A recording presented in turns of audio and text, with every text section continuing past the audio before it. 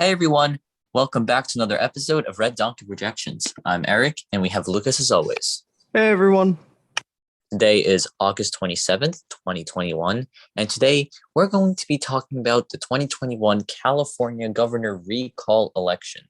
As all of you know, Gavin Newsom, the current Democratic governor of California, is up for a recall election on September 14th. We're going to be talking about exactly how this recall election works, how it even happened. Then we're going to be talking about some polling, and then we're going to be talking about some potential candidates that would replace Newsom, and then we're going to give you our final prediction.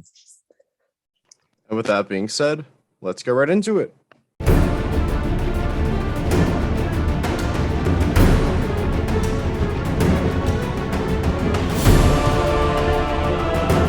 So how did this recall race even come to life? So as you know, Gavin Newsom was under fire and very unpopular, especially in the state of California, for his handling of COVID-19 and, allowing some people to reopen and some businesses not to. And it really sparked a lot of outrage. That was the main factor, along with some other factors. When it really, climaxed was when he went out to dinner, despite his own regulations that were that didn't allow him to do that.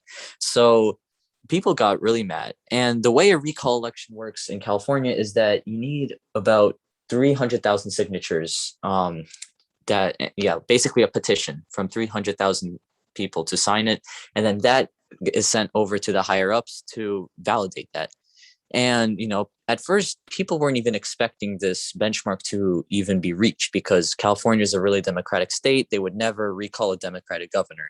But to many people's surprise, this went over 1.5 million signatures past 300,000. So a total of 1.7 million signatures were valid according to the California Secretary of State. So now on September 14th, which is the date of the recall election, people will be faced with two questions on the ballot.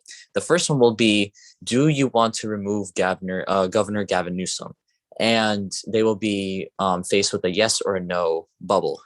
And then there will be a second question that asks, if you picked yes, who do you want to replace Governor Gavin Newsom with? And then there will be a list of potential candidates that will replace Gavin Newsom. So that's basically how it works, and that's how it came to life. Let's take a look at some polling right now. So you see, right now, Newsom is at keep with 4.3. Lucas will get into the details. I also want to add that, Gavin Newsom is still pretty popular with Democrats. And that's the funny thing. I was actually looking at a poll that showed, more Democrats do approve of him, but some of those Democrats that approve of him want to recall him, which I wonder why that is. I'm guessing maybe they think a replacement candidate's better than him, but in these polls, we've seen a consistent pattern kind of that it has narrowed up much closer than what we at first expected. At first, these polls were coming out and they were showing a close race, and we just blew it off because they all look like Republican internals. But when we looked deep, when we waited for more polls to come out, they showed a much closer race than anyone might have anticipated. When we first made our first recall video, we were saying, if he's going to win by 15 points, it's safe, whatever, ignore everything. Yeah, I think we were probably wrong on that. Because in the recent polls, we've been showing, 11, 5, 2, 6, 3, even one that was removed 9 from Survey USA. This was a very interesting one. I believe this was the one I talked about in my own video a couple of weeks ago, that maybe we can't really trust it too much. YouGov keep +4. This one was the recent one that kind of made us think more about this election than before. This Change Research poll, I don't think we can really trust it too much. Change Research isn't really a great pollster. They do tend to overestimate Democrats a lot. Actually, they overestimated both sides a lot. I remember seeing they actually had, on one hand, they had Sarah Gideon winning by a lot. And on the other hand, they had Lee Zeldin losing. No, not losing, but winning by a very narrow margin, who is a New York representative. So I don't really know what to think of Change Research, but just throw it in the average, I guess. But 538, 4.3, a very tightening race. So what's the biggest problem with this election for Gavin Newsom? Why did it come this close? And the biggest reason why is because of apathetic voters. A lot of Democrats, like, they don't really care about the election, or a lot of them, some of them don't even know about the election. Republicans, on the other hand, they're very eager to vote. They have a lot of enthusiasm to kind of get him out of office, while Gavin Newsom's base is not too strongly behind him. I guess like we can compare the 2020 election to this in some sense, in that Joe Biden had a base that really wanted to get rid of Donald Trump. Donald Trump, however, unlike Newsom, he had a very strong base that was lining up behind him. Gavin Newsom lacks that, which is an issue. However, even with this existing, it is important to know that given how blue California is, not only do Republicans have to have this voter apathy exist, but they're going to need to flip a lot of voters that might be registered Democrat and get them to vote to recall Newsom and vote from, I don't know, maybe Larry Elder or Kevin Faulconer on the replacement ballot. So it's definitely a very uphill battle. And the funny thing is, I keep talking to Eric about this, how this is a very weird trend we've seen in the past U.S. elections, where the first year after the first term of a new president, there's some very weird upset that happens in a very safe state in 2009 or 2010, one of those, I think 2010, Massachusetts. Ted Kennedy died and they had an election. Martha Coakley versus, oh Lord, his name. Oh, I forgot his name. I'll think of it later. I know he was the ambassador to New Zealand recently, and I think he ran for Senate. Gosh, I don't know why I'm forgetting, but he was 2010 Senate Republican that was running in Massachusetts. He won in an upset in a very blue state of Massachusetts. I think Scott something. I don't know. I'm blanking out. But, and then in 2017, we saw Roy Moore lose to Doug Jones in a very deep red state.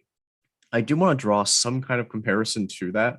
Obviously, there are very different situations. Roy Moore, had a lot of allegations against him for, I think, sexual assault, for being racist, being homophobic, being Islamophobic. He had a lot of things against him.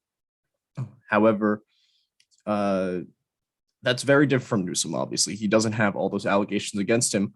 But I guess there is a sense of apathy that existed in this election. Republicans didn't really want to turn out for Roy Moore. In fact, a lot of Republicans actually revoked their endorsements of Roy Moore. And that, a lot of Republicans chose not to turn out partially because of that. Of course, again, this is a very different situation with California because Newsom doesn't have all those things against him.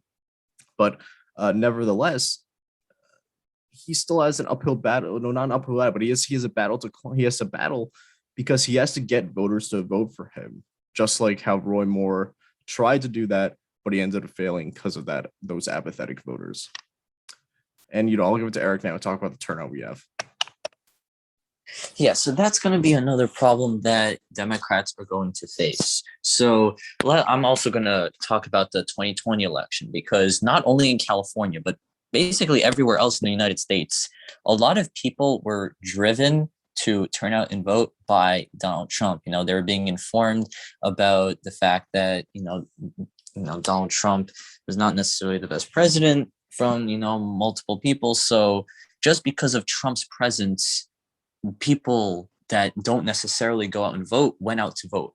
Here, we don't have that. A, because Donald Trump is not on the ballot and he's not necessarily being fairly heavily tied to any of the candidates. And B, California is a very democratic state. So if, there are any campaigns, strong campaigns that are going to come forward, which I think Joe Biden and Kamala Harris are actually going to campaign, a lot of people just might stay home because they're just going to assume that, California is such a democratic state, and therefore I don't have to turn out myself because, the overwhelming majority will just vote to keep Newsom anyways. But that's not the case that we see.